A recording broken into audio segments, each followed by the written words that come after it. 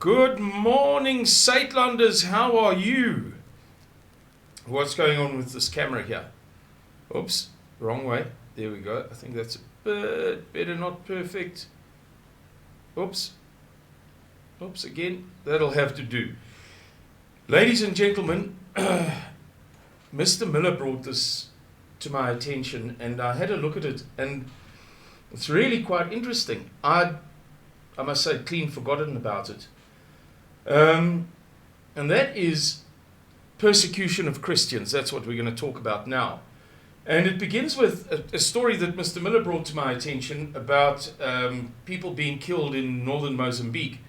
You'll remember that in March and April of 2021, Islamic insurgents attacked the support base in the city of Palma for, I beg your pardon, for an offshore field that was being developed by Total in the far northernmost province of Mozambique. Mozambique is a largely Christian country, but it's a very long country, as many of you will know. It extends all the way from South Africa to Tanzania, or Tanzania if you prefer. It's long and slender, so 8 of its 11 provinces, if that's what they call them. You know, in Ukraine and Russia, they call their regional, or their regions, oblasts. And in England, they call them counties. And in South Africa, we call them provinces. Whatever they call them in Mozambique, there are 11 of them. 8 of them run along the coast. And it was in March and April last year that the far northernmost one, Cabo Delgado, was the scene of this Islamic insurgency, Islamic fighters who have pledged allegiance to ISIS, but who are actually, very interestingly, strongly affiliated with a pre-existing movement that is based largely in the Democratic Republic of Congo, of all places. That doesn't matter so much. Since then, it turns out, I've got stuff on screen here, in the intervening year and a half, roughly, numerous Christians have been killed by these same people. Now, their motives regarding the Total story. Total, the fuel people from France, French company. There was something of what you might describe as a legitimate grievance, inasmuch as and this is very much like in Nigeria, the central government is located very far from where the development is taking place, where the oil or natural gas is being extracted. And the local communities feel that they get nothing. And they're well aware, they're not stupid, that there is phenomenal corruption involved. And that people in faraway places who don't necessarily represent their religion or their ethnicity or their geographical location, who we are here, reap the benefits of these deals. I'm not condoning what happened, not by any stretch of the imagination, in the town of Palma, in Cabo Delgado province of Mozambique in March and April of last year, 2021. I'm saying that you can understand somebody saying, how come is it that I live here in Van der Kloof and we've discovered gold here and all the gold miners come from outside and we know that there's huge corruption and it's going to Pretoria and Cape Town, and we, get nothing. You can kind of understand that. Although I'm sure there's a lot more to the story and I'm leaving a lot out. Nevertheless, since then, this insurgency has moved southward and there's no longer that reason. Even if it's not an excuse, you might say, well, it is a reason. There is a reason, unacceptable, but there's a reason why a man stole or why a man did whatever. That reason, fighting for a share of something, wanting to get the development out, get rid of them rather than have them there, enriching people far away and getting nothing from it, is absent from the stories that we're going to talk about today. Mr. Miller told me about the murder of 11 or 12 Christians in the province just south of Cabo Delgado, the province of Nampula. And I think the city's name, they describe it as a city. If I know much about East Africa, and I've traveled, hitchhiked through East Africa a lot, including living for a year in East Africa, it's probably a ramshackle, enormous village. Never mind. The point is just a nun, an 84-year-old Roman Catholic nun, was murdered on the 6th of September. The next day, 84 years old, huh? The next day, these Islamic insurgents came back. Bear in mind that they are now in the province south of that Cabo Delgado province, which is the northernmost, right up against Tanzania.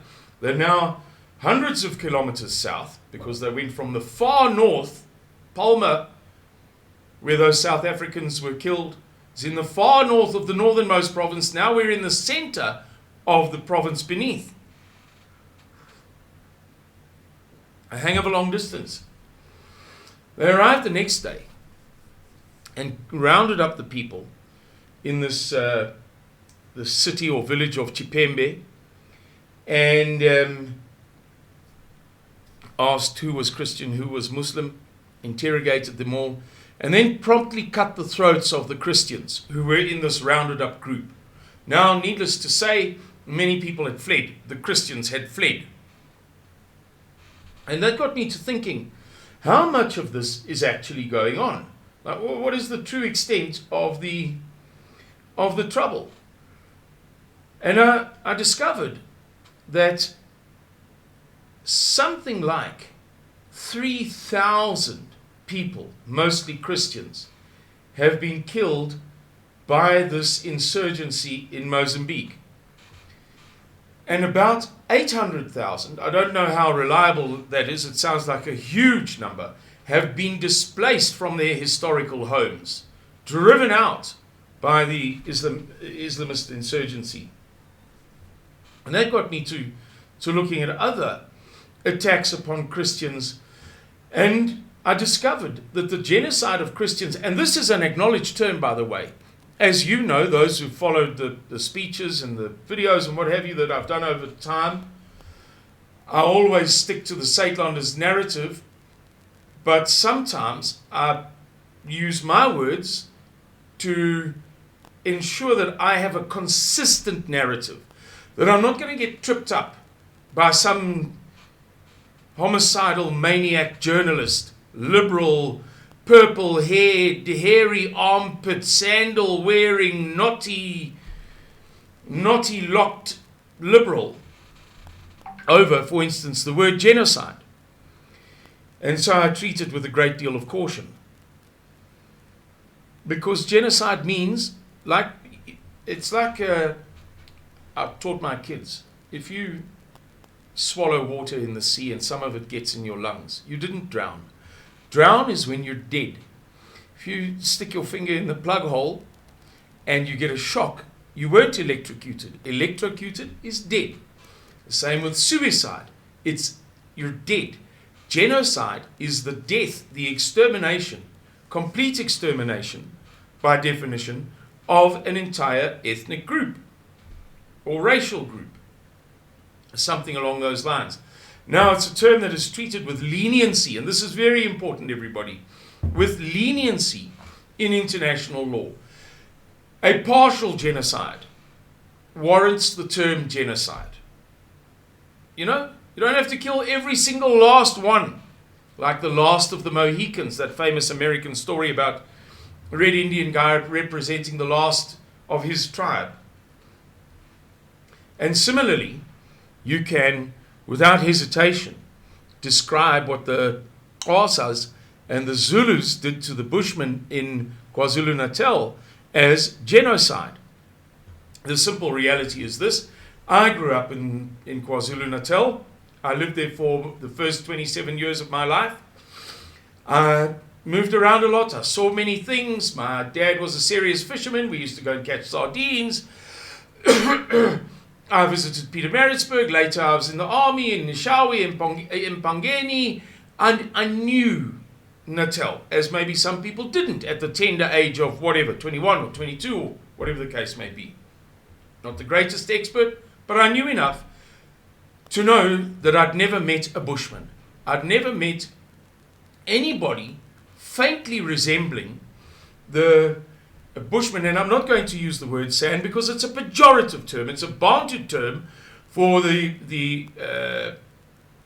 proto-indigenous, the aboriginal people of South Africa, the Bushmen. That means robber. I'd never met one of the small, slender, light-skinned, high-cheekboned people that we know in this area where I live now, Van der Kloof, Northern Cape, especially towards the west, as you go more and more to the Kalahari. But all the famous Bushman artwork was in KwaZulu-Natal. How was that? It's because those people were exterminated. This is a matter of fact. Uncomfortable fact for black people in South Africa, for the Bantu peoples. But fact, nevertheless, they were ngumulad. I'm not doing the Q click very well. Ngumulad. Their heads were smashed by the incoming, firstly Xhosa and then Zulu peoples. That was a genocide. The few that remain escaped into the less hospitable regions of South Africa. Obviously, prior to the presence of the Bantu peoples, they'd lived far better, that is to say the Bushmen, in Natal, where the grass is always lush and verdant, and not to mention long, and there are many trees, caves, shelters, this, that, the next thing. There's everything you could wish for, and a superabundance of game. Less so in the Karoo, in the Kalahari, the areas to which they moved. There are two excellent resources on this if you're interested. The one is called The Day of the Dead Moon by a man who was murdered, David Rattray, shot in the chest. His family were farmers in northern Natal, central northern Natal for generations, and he was very partial to the local communities, did a lot for them, but somebody walked up to his front door one night, I think it was a Sunday night, about 9 p.m., knocked on it, and when he opened, they blew him away just like that. Anyway, the other source is The Covenant by James H. Michener, the American author who specialized in sagas, very long, big stories, beginning in 2,000 years BC and ending, the day before yesterday, that kind of thing. You can read about that. So now that we've discussed the word genocide, the genocide of Christians by the Islamic State, we're going to talk about now. And the term is accepted by the European Union. The most politically correct of all people, you wouldn't think for 1 minute that they would support Christians against the Islamic State. But even they said this definition, this thing of the persecution and genocide was accepted unanimously. The vote was unanimous. And the United States House of Representatives followed suit on March the 15th, 2016, declaring that these atrocities against minorities were genocide. British Parliament unanimously voted to denounce the actions against these minorities as genocide. So, we're not exaggerating when we use that word, is all I'm saying. So with that big frame of reference that I've given you for the past few minutes, Listen to all of these. After the fall of Mosul in northern Iraq in 2015, all of the Assyrian Christians living in the city had to either convert to Islam, pay a fine, or be executed, or they must leave immediately. This resulted in a complete Assyrian Christian exodus from Mosul, marking the end of 1,800 years of continuous Christian presence. Now, given that the Islamic faith was only founded in the year 620, I think, when was the Hijrah was 620, and Muhammad died in 632. Am I correct? Let's just check that.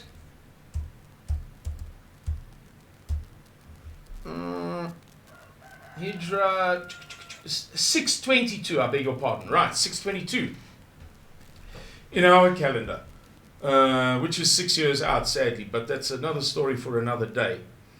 If I say, sorry, just so that I've got mental visions of my Standard 9 English teacher, Dr. Dennis Bovey, a legend of a man, a superb man, saying, don't do that, Simon. Quite simply, what I'm alluding to, and we can discuss it another day, is that it is now very well understood that the Roman Catholic Church's amendments to calendars resulted in our years being 6 years out.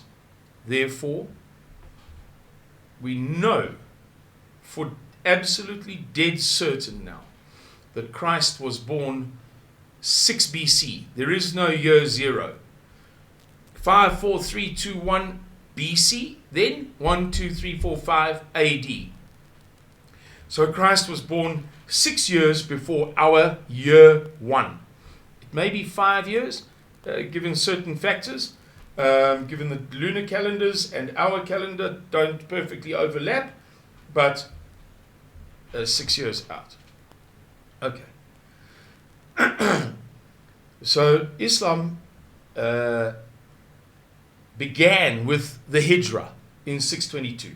Began with certain event, movement from the journey of the Prophet Muhammad from Mecca to Medina. Meaning that these people that they kicked out of Mosul had been there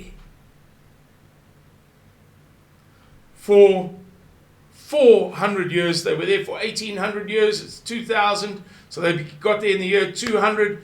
The Islamic faith began in the 600s. It began in Saudi Arabia. It would have taken some time to spread. So something like 400 years before the people who kicked them out. More than 100,000 Iraqi Christians were forced to flee their homes in another event. Karakosh in the Nineveh Plains province of Iraq. Libya, 2015 capture of Coptic Christians. Coptics are the Christians of Egypt, loosely speaking. There are other ancient Christian persuasions in Egypt, but Egypt and Coptic Christianity are synonymous terms.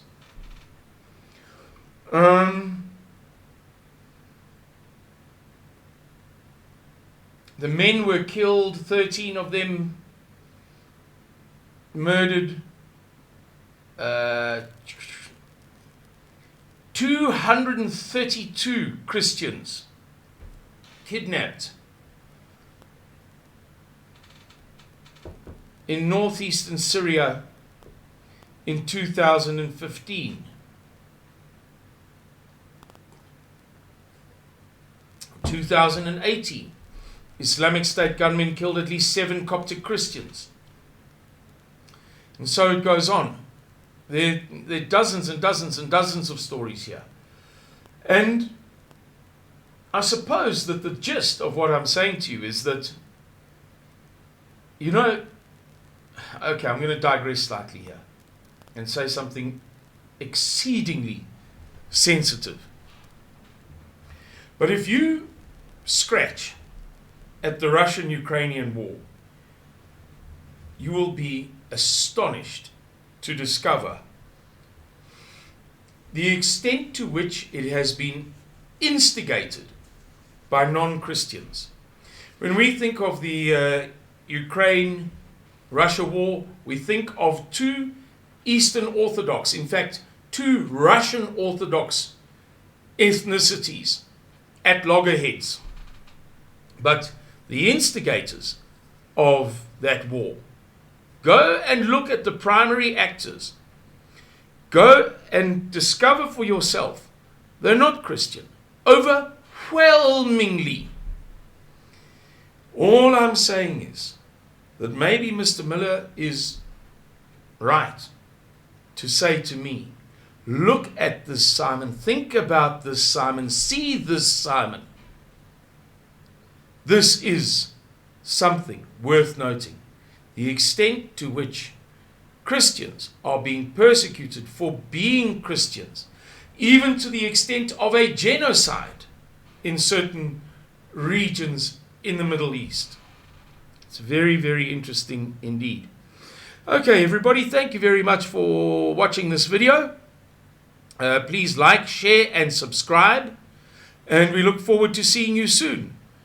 Okie dokes. Cheerio. Bye-bye.